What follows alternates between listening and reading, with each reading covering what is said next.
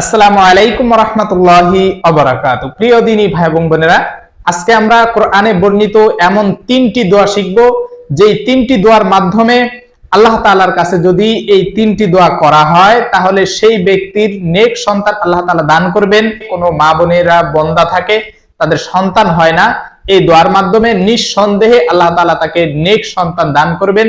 কারণ এই দোয়াগুলো যে সমস্ত নবীগণ করেছেন, সেই নবীগণকে আল্লাহ তাআলা সন্তান দান করেছেন এমন বয়সে যেটা আমরা এই সময় কল্পনাও করতে পারি না। এবং আল্লাহ তাআলা নিজে কালামে পাকের মধ্যে শিখিয়েছেন এমন দোয়া যে নেককার স্ত্রী, নেককার সন্তান এবং সমাজে তার একটা সম্মান বেড়ে যায়, এমন দোয়া আল্লাহ তাআলা শিখিয়েছেন। তো সেই আমলের কথা আজকে আমরা জানবো, শুনবো এবং আমল করার চেষ্টা করব। আল্লাহ তাআলা আমাদের সকলকে সেই তৌফিক দান করুন। প্রিয় দিনী ভাই এবং বোনেরা, ধৈর্য ধরে সম্পূর্ণ ভিডিওটি দেখার অনুরোধ করছি এবং ভিডিওটি দেখে শেয়ার করে দিবেন, যাতে করে আপনার মাধ্যমে অন্যরাও শিখতে পারে, আমল করতে পারে। আমাদের প্রথমেই জানা দরকার যে একজন নেককার সন্তানের যদি মা হতে হয়, নেককার সন্তানের যদি বাবা হতে হয়, তাহলে তার করণীয় কি? প্রত্যেকটা পিতামাতার উচিত যে সর্বপ্রথম নিজে হালাল ভাবে নিজের জীবনযাপনকে পরিচালনা করা। যদি নিজে হালাল ভাবে পরিচালনা করি তাহলে সর্বপ্রথম যে আমি দোয়া করব, আল্লাহ তাআলা সেই দোয়া কবুল করবেন। আর যদি আমি দোয়া না করি, আমি যদি হালাল ভাবে নিজেকে পরিচালনা না করি, আমি যদি আমার শরীরটাকে হারাম ধারা গঠন করি, তাহলে আমার ধারা কখনো নেককার সন্তান লাভের আশা করা যায় না। কারণ আল্লাহ তাআলা ওই ব্যক্তির দোয়া কবুল করেন যে সর্বদা আল্লাহ তাআলার ভয় অন্তরে রাখে, এবং আল্লাহ তাআলার ভয় যার অন্তরে থাকে সে কখনোই গুনার কাজ করতে পারে না। তাই প্রত্যেকটা পিতামাতার উচিত যে নিজেকে হালাল জীবন যাপনে পরিচালনা করা, নিজে হালালের সাথে জড়িত থাকা, প্রত্যেকটা হারাম কাজ থেকে নিজেকে বিরত রাখা। যদি আমি চিন্তা করি যে আমার একটা সন্তান হয়েছে, সে অবাধ্য কিন্তু আমার কথা শোনে না, তাহলে একটু খেয়াল করবেন যে এই অবাধ্যতা হওয়ার কারণ নিজেই, অর্থাৎ পিতামাতাই কিন্তু অনেক সময় সন্তানের অবাধ্যতা হওয়ার কারণ হয়ে যায়।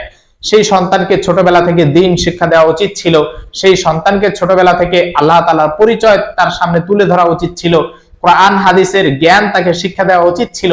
কিন্তু সেটা না করে বর্তমান সময়ে এমন একটা তাকে পরিবেশ দেই আমরা যে কম্পিউটার, মোবাইল, ল্যাপটপ এগুলোই তাকে আসক্ত করে ফেলি।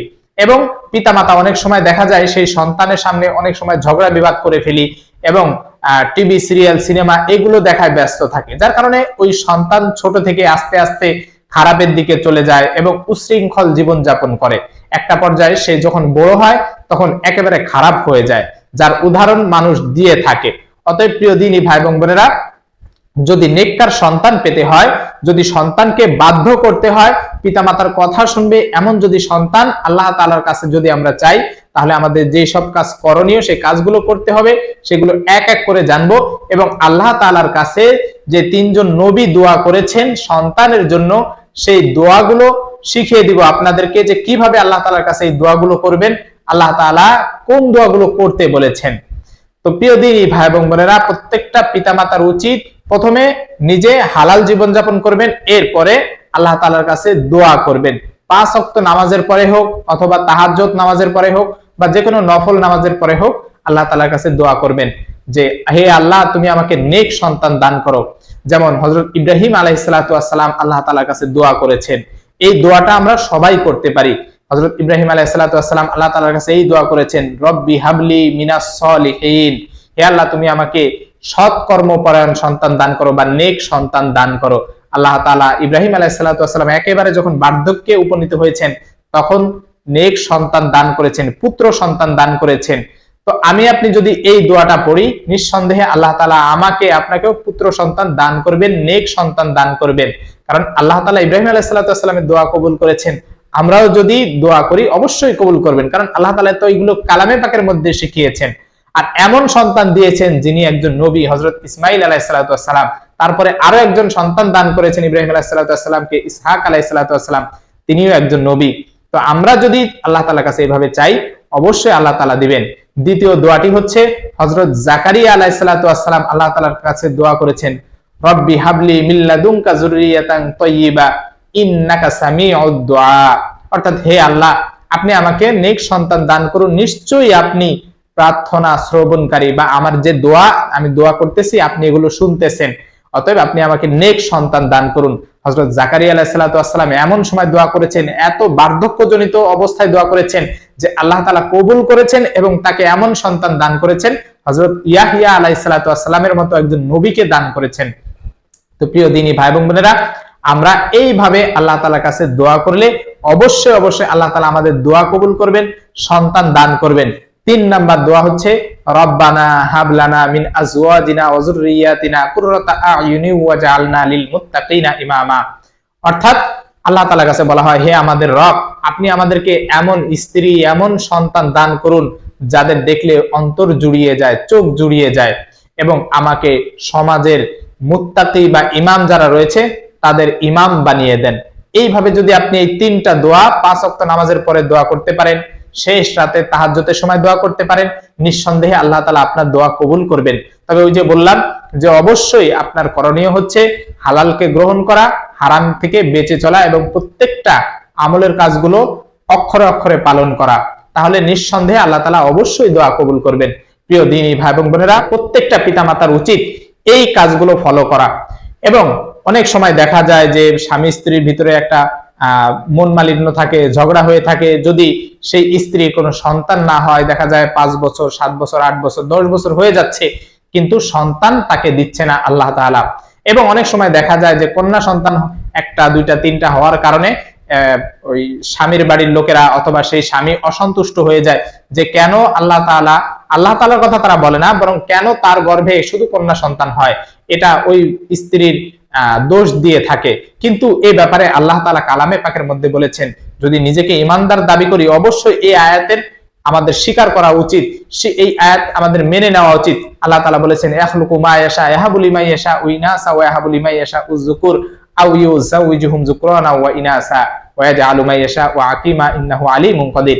এখানে আল্লাহ তাআলা বলেছেন যে নিশ্চয়ই আল্লাহ তাআলা সবকিছু যা ইচ্ছা তাই সৃষ্টি করেন। কাউকে চাইলে কন্যা সন্তান দান করেন, কাউকে চাইলে পুত্র সন্তান দান করেন, কাউকে চাইলে উভয়টা দান করেন, আবার কাউকে চাইলে একেবারে কোনোটাই দেন না, বন্দা রাখেন।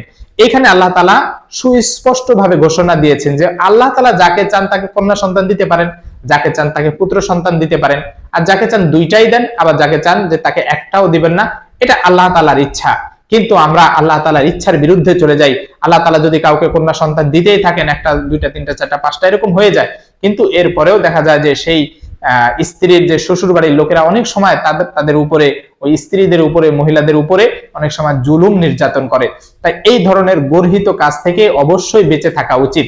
যদি পুত্র সন্তান চাইতে হয় বা পুত্র সন্তান প্রয়োজন হয়, তাহলে অবশ্যই আপনি আল্লাহ তাআলার কাছে দোয়া করবেন, কারণ সন্তান দেওয়ার মালিক একমাত্র আল্লাহ তাআলা, আমি বা আপনার কোনো হাতে নাই, এটা একমাত্র আল্লাহ তাআলার পক্ষ থেকেই।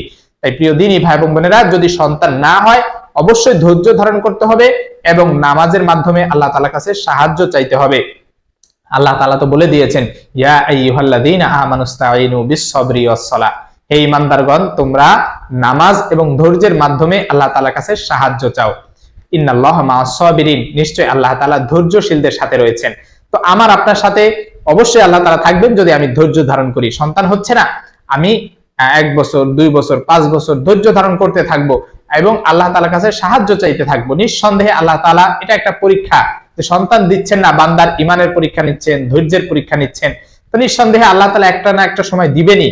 আর এমন যদি হয় যে আমাকে আল্লাহ তাআলা ঠিকই সন্তান দান করলো, সেই সন্তান এমন হয় যে চোর, ডাকাত অথবা একজন খুনি হয়, সন্ত্রাসী হয়, তাহলে একটা সময় দেখা যায় সেই পিতামাতা এমন বলতে বাধ্য হয় যে এই সন্তান থাকার থেকে না থাকাই ভালো।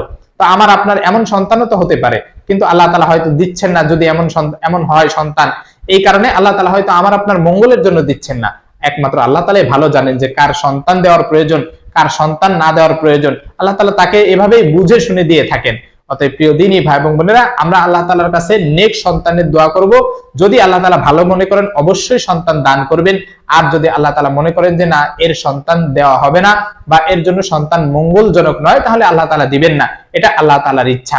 আর এই ইচ্ছার উপরে প্রত্যেকটা মানুষের উচিত যে সন্তুষ্ট থাকা। অতএব আমরা এইভাবে আল্লাহ তাআলার কাছে দোয়া করব যে রব্বি হাবলি মিনাস সলিহিন, রব্বি হাবলি মিন লাদুনকা যুররিয়াতান তাইয়্যিবাতান ইন্নাকা সামিউদ দুআ, রব্বানা হাবলানা মিন আজওয়াজিনা ওয়া যুররিয়াতিনা কুররাতা আয়ুনি ওয়াজআলনা লিল মুত্তাকিনা ইমামা। এই 3টা দোয়া আমরা সর্ব অবস্থায় চেষ্টা করব পড়ার জন্য। নিঃসন্দেহে আল্লাহ তাআলা আমাদের দোয়া অবশ্যই অবশ্যই কবুল করবেন। আল্লাহ তাআলা আমাদের সকলকে নেক সন্তান দান করুন। আমিন ওয়া আখির দাওয়ানা আলহামদুলিল্লাহি রাব্বিল আলামিন। আসসালামু আলাইকুম ওয়া রাহমাতুল্লাহি ওয়া বারাকাতুহু।